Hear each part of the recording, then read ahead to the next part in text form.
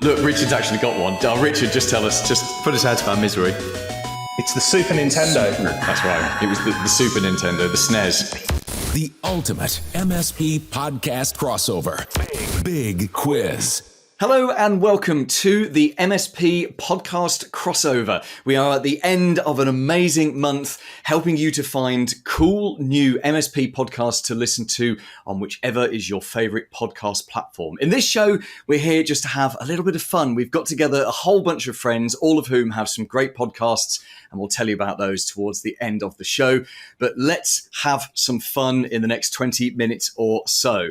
Now, we also, of course, have some money for you to win. We have $1,000 to be won as part of our competition, and the way to enter this competition is so simple. All you need to do, and you can do it now, is get onto LinkedIn or Facebook or whichever is your favorite social platform and just write something about this MSP podcast crossover. And then all you need to do is just make sure you add the hashtag MSP podcast crossover. What we'll do is we will pull someone at random in the next, I think it's about the next 24 hours or so, we'll pull someone at random who's done that hashtag MSP podcast crossover, and that person will win $1,000 of cash. So let's crack on with this show and let's get our guests to introduce themselves. Hi, my name is Ian Luckett from the IT Experts podcast over here in the UK. And my name is Skip Ziegler. I co-host the Humanize IT podcast, and we are a bit of a global company, but generally based in North America and the United States. Hi, I'm Richard Tubb. I am the host of Tubb Talk, the podcast for IT consultants, and I'm coming to you live and in living colour from the studio garage in Newcastle upon Tyne in the northeast of England. Hey everyone, I'm Todd Kane. I'm a host of Evolved Radio Podcast and coming from Vancouver Island in west coast of Canada. Thank you very much, gentlemen, and welcome to our podcast crossover. Now, we are going to be having some fun with kind of like a quiz, kind of like an MSP game show tonight. And I've actually split you into two teams. So we have Team Atari and we have Team Commodore. Now, Ian Luckett, you are lucky enough to be the captain of Team Atari. Fantastic. And tonight, I know, I'm going to give you your team member, and that will be Skip. So if you two would like to sort of virtually shake hands, even though you're 4,000 miles apart, that would be wonderful. And Richard Tubb, you are the team captain of Team Commodore. And of course, you'll be playing with Todd. Now, the rules of the game are very, very simple. We have 3 rounds of questions, and they're all they're questions which are not too techie, but they are related to technology and to computing. And in fact, if you wanted to play along at home as we're going along, you can see if you could beat our experts. We've got a total of 260 points in total that you could win. So as we're going along, I will give you the correct answers, and let's see if you can beat any of our teams. Gentlemen, are you ready for round 1? Yes. Ready. As we ever Listen will to listen to the high levels of enthusiam there. Let's do that again. This is right out of my wheelhouse, Gentlemen, man. I'm excited. Are you ready for round 1? Yes. Yes. The ultimate MSP podcast crossover. Big quiz. Okay, here we go. Right, this round is called the technology test. So remember to shout out your team name, not just the answer. Question number 1. What year was the first ever USB released? Atari. I'm going to say 1989. 1989, okay. Team Commodore. Go on, Richard. 1991. Oh, okay. So you're closer, but we're not quite there. So I'm not going to give any points there. We're going to. The actual answer is 1996. That was the answer. Wow. By the way, we've got producer James is lurking in the background. James, would you mind keeping score for me? That would be great if you It can. shouldn't be a difficult job for James. You can get a cup of tea, James. I don't think there's going to be much to do. I do have a bonus follow-up question though, and great. This should really be for the winner. But seeing as we don't have a winner on that question, this is open to everyone. How many connector types are there on USB currently? Commodore 4. Is totally incorrect. Sorry, how many let me rephrase the question. How many connector types have there been since the introduction of USB? That's what I meant to say. Oh, Atari 7. Okay, it's still wrong. And nowhere near. This is going to be a nightmare, isn't it? If Rich went 4 and he's like looking to the sky trying to recall information, I'm thinking I'm just going to have a bang at this and just see what happens. And I'm in a bit of an advantage here. It's got to be said. I'm looking around. I've got most of those USB connectors in the room with me now, but I can't place them all. So. Skip, do you want to have a guess? I'm going to go, if 7 didn't seem right, I'm going to go 14. We'll just double it. Oh, and there we go, straight on the money. That's the answer. What a 10 deal. points to Atari there. Okay, second question is this. This is much easier. This one should have started with this one. Which university did Bill Gates drop out of? Atari. Commodore. So let's go with Atari. And I think it was MIT. Oh, no. It was MIT. It wasn't MIT. So Todd, what's the correct answer? Harvard. It is correct. Now, Todd, because you got that right, you get to answer the bonus question. So no shouting out for this one unless Todd gets it wrong. For a bonus 10 points, Todd, what was Bill Gates studying? Now, he was actually studying 3 things at Harvard, so I'll give you these points if you get any one of those 3 things. We'll go with the obvious, business and computer science. Computer science is correct. He was actually studying law. He was majoring in law with maths and computer science, which is good. Okay, here we go. It's open to the whole group again. Your question is this: what was the first thing ever sold on eBay? Commodore. Richard Tubb. Teddy bear. It wasn't a teddy bear. There are MSPs around the planet right now with their head in their hands. It wasn't a watch. No. I'll give you a clue. It was something that was broken. So the creator of eBay, Pierre Omidyar, I think his name is, he created eBay and he thought, what can I sell? I've built this platform, and he saw something on his desk which had been broken. He'd been meaning to fix it, and instead he put it on eBay, and he was very surprised when it was sold just a few days later. Atari, was it a mug? It wasn't a mug. I was a mug for suggesting this idea. I'm glad if one good thing comes out of tonight, Paul, it's your realisation of your ideas. I've read this story. I just can't remember what it was. It was something, it wasn't what you would think a normal eBay item would be. It was something you'd kind of put to the curb, but he instead put it on eBay and it sold, rather surprisingly, to his credit, I believe. Exactly that. So that's the founding story, and the answer is a broken laser pointer, which I guess back in the mid 90s was something that you could fix. Okay, for the bonus then, and no one's going to get this. I don't know why I'm even bothering with this, because this is a harder question. The most expensive item ever sold on eBay was a yacht. And that was bought by Roman Abramovich, who is one of these Russian oligarchs, is that how you say it? And he owns Chelsea Football Club here in the UK. How much did he spend buying this yacht on eBay? Commodore, £35 million. That's a good guess, not quite there. Let's see if we can get nearer to the correct guess. Atari? 50 million.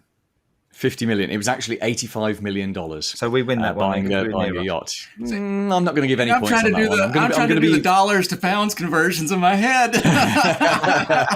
It was So it was bought. I forget when this was, but that was actually just the deposit. So he spent $85 million on the deposit on eBay, and the total cost of the yacht was $168 million. Imagine the fees on that. His PayPal fees would be enormous. This next question is a bit of a sci-fi one, but it's also a tech one. What unit of length is equal to around about 5.8 trillion miles? Commodore. A parsec? It's not a parsec. It's a very Star Trek answer, but we need a much simpler Star Trek answer than that. Atari. Is it an AU? It's not an AU. I don't know what an AU is. And let's not go down that wormhole. You so are. One more guess. We'll take one more guess. Commodore, a light year. Yes, Richard Tubb. Finally, someone gets some points. That's what I was going to say. 10 points for you, Richard Tubb. Right now, your follow-up question. This is just for Richard, and the bonus question is: this is actually about the film Lightyear, which is the recent Disney Pixar film, which is frankly one of the worst Pixar films ever made. I was so bored, I slept through half of it. But Richard, your question is for 10 more bonus points. Who played Buzz Lightyear in the most recent film? And I'll give you. Can I not defer to my colleague Todd here? You can, if he knows. Todd, as a clue for you, it wasn't the person who voiced Buzz Lightyear in the original Toy Story films. So yeah, it was Tim Allen before. Was it Chris Pratt? Not Chris Pratt, but you're right. It wasn't Chris. It was Chris Evans, as in Captain America, Chris Evans. Right. So no, let's give Todd and Richard 5 bonus points there because someone needs to earn some points. Right. One more question in the technology test round. Open to everyone. If you don't get this is just pathetic. What is the name of the classic 1972 arcade game based on table tennis? And Commodore Pong. Yes, Richard Tubb there, the Mr. Retro Technology. And I've got one here as well. Have you? Okay. Did you know that Pong actually wasn't the first arcade game? There was one other game released just before it in 1971. If you know the name, Richard, we will give you another 10 points. I'm going to say it's Space War. It's not Space War, it was Computer Space, although that may be the same thing. In fact, you'll probably go and Google it and find out that they were the same thing. So let's give you the points anyway. Oh, that was fun. We've only got 2 more rounds to go. Producer James, tell us, I think we all know, but tell us, what's the point situation at the end of round 1? Well, it is painfully close. Not. Atari are on 10, Commodore on 65. This is adjudicators need to come in on this. We're coming in a close second, Ian. The ultimate MSP podcast crossover. Big quiz. So this second round is called Acronym Annoyance. And we've got a whole series of technology acronyms that you hear them every day, but do you know what they stand for? So everyone's back. There are no bonus questions in this. It's just a rapid fire round. Everyone's back in the game. First one is, what does this acronym stand for? PDF. Commodore. Richard. Portable. Documents. Format. What a hero. Absolutely straight in there. Second question, and everyone should know this. What does SaaS stand for? SaaS. Atari. Commodore. That was Skip for Atari. Software as a service. Correct. What does IP stand for? Commodore. That was Richard. Yeah. We can go with a number of different things, but I'm going to say Internet Protocol. Correct, yes. And the other one, of course, would be... Intellectual property. Intellectual property. Yeah. Intellectual property. Give us a point exactly for that. Come on. Yes. No. What does URL stand for? Commodore. Richard again? Universal Resource Locator. I'm sorry, you actually got one of those words wrong, so I'll open that up to the Atari team. So resource locator is correct, but it's not universal. It is? Skipper, you got any idea? I guess I thought... No, Atari then. Is it unified resource? It's not unified, it's uniform. It's uniform. That's it, same thing. You can argue all you want, but you're not going to get the point. So five points to Commodore there. There is a company called LG Electronics. What does LG stand for? Commodore. Lucky Gold Star. Correct, Richard. Are you Googling these, Richard, as we go along? Or have you got Alexa in your ear?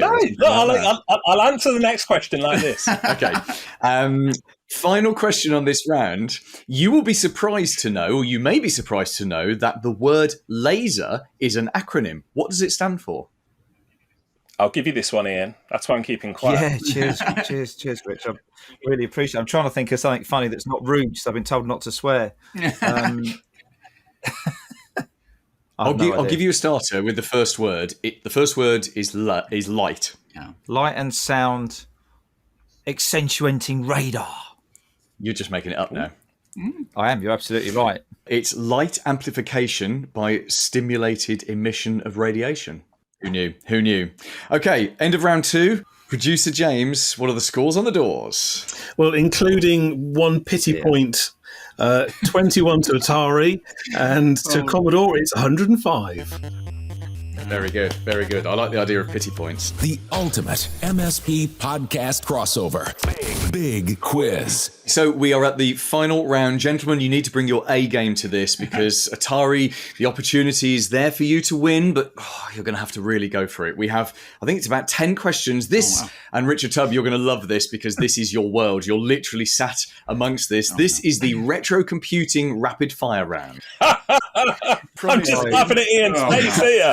I didn't do this deliberately. Ian, the marketing round is next year. We'll do that in next year's quiz. Yeah, which, thanks. based on the success of this year's quiz, there isn't going to be another quiz next year. So here we go. Question number 1. What was the name of the portable storage disk used to transfer files between computers in the old days? Commodore. That was Richard. Floppy disk. Correct. In the Tandy TRS-80, which coincidentally, that was the first computer my family ever owned, what did the initials TRS stand for? Commodore. Richard. Tandy radio system. Incorrect. You were there with the first 2 words, but the final word was wrong. And I'm going to give a clue to Atari. I've got it now. It was the name, and you don't say it, Richard. It was the name of the shops these were sold in. So I think I might have it, and if I have it, I'm going to be really delighted. But I think this was a US only chain. So Skip, you might know the answer to this. It's Tandy Radio Shack. Correct. Yes. Correct. Very good. Right. Next question. What was the very first computer with a... Now, listen to the wording of this. What was the first home computer, but what was the very first computer with a graphical user interface? Commodore. Oh, Todd? Wait. No. Was it the Lisa? It wasn't the Lisa. That was the first one available to the public. Atari. Skip? I believe it was the Amiga. It wasn't the Amiga. That's a few years after this. Okay, Commodore. it was. Oh, Richard. The very first available computer, not very first home computer, yeah? The very first available, the first ever computer with a graphical user interface. I think it was it a Xerox PARC? Do you know what? You can get 5 points for that because Xerox PARC were the developers of it. It was the Alto, ALTO. That was the very first one. And the very first GUI computer for the public was, of course, the Apple Lisa, of which about seven of those were sold. Next question. In the Sinclair ZX Spectrum, what were the keys made out of? Commodore. Richard. Rubber. Rubber is the answer.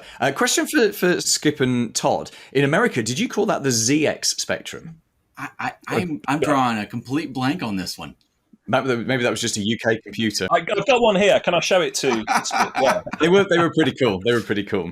Next question. In 1996, which games console did the Nintendo... Oh, you have actually got one. You have actually got one. Yeah, Right, Richard, I'm joking. Richard, if you want to get your Nintendo collection ready, because this next question is about Nintendo.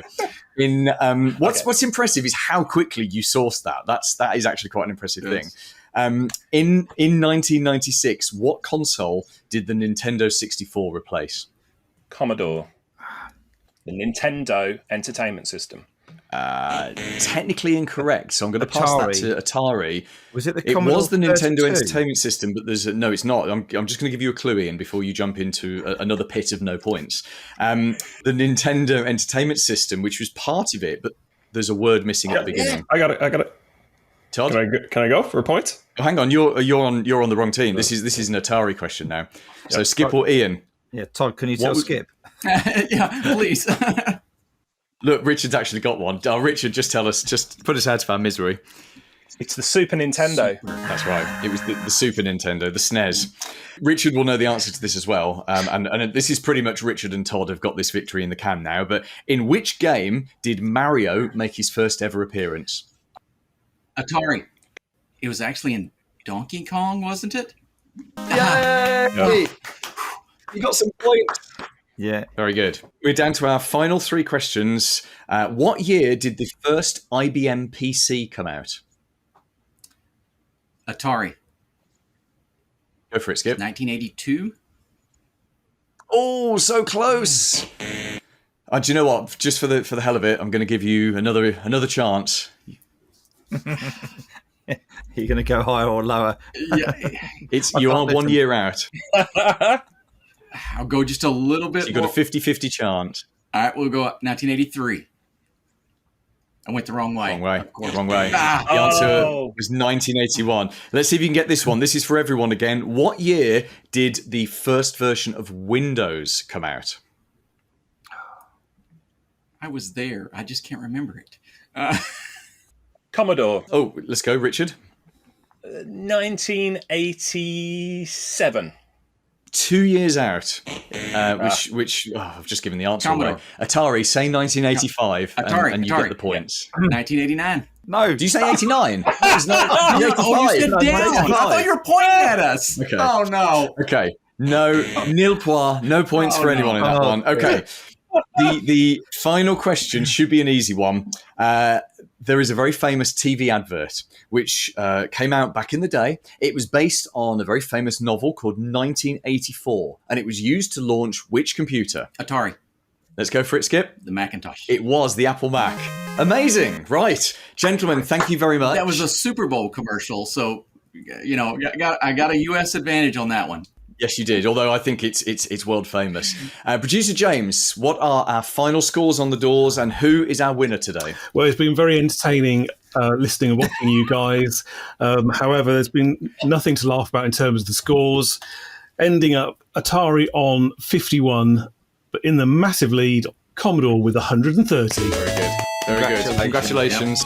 Thank you very much, everyone. That has been some fun. Of course, the purpose of us being here is to tell every MSP on the planet about all of our great podcasts, because podcasts are a great way to learn and to find out new stuff and to improve your business. So if you would like to take the final word, starting with you, Ian, just to tell us briefly about your podcast, and especially tell us which is the best episode to get started with on your podcast. So you would be delighted to know that our podcast is non-technical.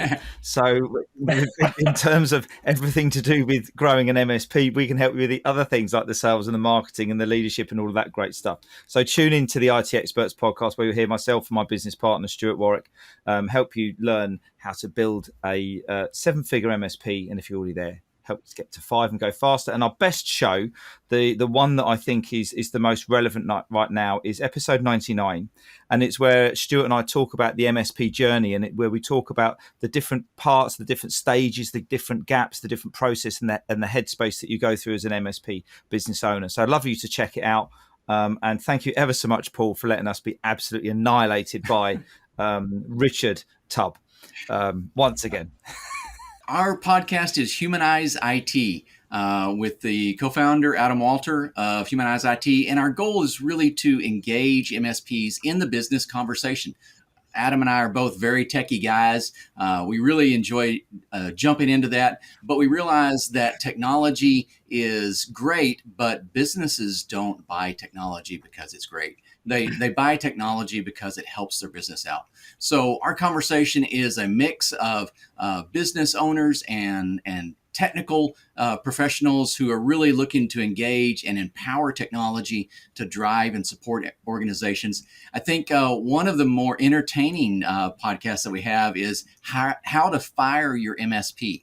And it's an interesting conversation because it also leads in how to hire one as well. But what are you really looking for? You're getting a resource to help your organization be more successful. You need technology. What are the really important elements? And so we look at some of the bad ones because those are good indicators that you need to move on. And those are really good indicators of who you need to engage with to make your organization more successful. So I'm the host of Tubb Talk, the podcast for IT consultants, where I speak to the smartest, most successful people in the IT industry who give freely of their time and experience, ideas, tips and techniques to help you to grow your MSP business. My personal favorite episode of the past few years was episode 50, when I spoke to David Allen, who is the godfather of modern productivity, the author behind the very, very famous book, million-selling book, Getting Things Done. And in the episode, David shares a lot of tips for getting things done, surprising or not, getting stuff done, enabling you to grow your IT business and get all that stuff done that you keep saying you'll get around to and never do. I'm Todd Kane, and I host the Evolved Radio podcast, and it's a bit of a mix. It's not all MSP content. The content lately has been very MSP-centric, but there's a pretty good archive. I think we're on episode 90, and you can go all the way back. It's really just the intersection of business and technology, and quite often the MSP space comes up in that, but there's also some just fun, weird, interesting, nerdy topics that I enjoy, like nuclear technology and drones and all kinds of other sort of interesting, fascinating stuff. So lots to pick through. Probably a good entry point would be episode 75, where I do, I think, a 6-part series on MSP insights, where I interview MSP owners and operators just to get their insights of what have you learned in starting and growing your business. So it'd definitely be relevant for this audience, and it's a good sort of 6-part series to kind of work through. But there's tons of other content to check out as well on all kinds of cool and interesting topics. Those are great podcasts, and there's mine as well to throw into the mix. It's called Paul Green's MSP Marketing Podcast, and every Tuesday on your favorite podcast platform, we talk about MSP marketing, and business growth is always tons of ideas and some amazing guests. And in fact, everyone on our crossover today has been a guest on the podcast at some point. All we're doing is talking about how you can grow your MSP and make more money by improving your marketing. So thank you very much for being with us on this crossover. Don't forget, you've just got a few hours left to win $1,000. If you've enjoyed what we've been talking about here, go and write something about it on LinkedIn, and make sure you use this hashtag MSP Podcast Crossover, and that's all you have to do to get in that draw to win $1,000. We might be back next year doing this. I think based on the performance of the quiz, it certainly won't be a technology quiz. It might be on something else. But thank you for listening to us. Thank you for watching us if you've been on YouTube watching this. And maybe we'll see you again next year. Bye. See you later. See y'all. Ta-ta for now. Bye. The ultimate MSP podcast crossover.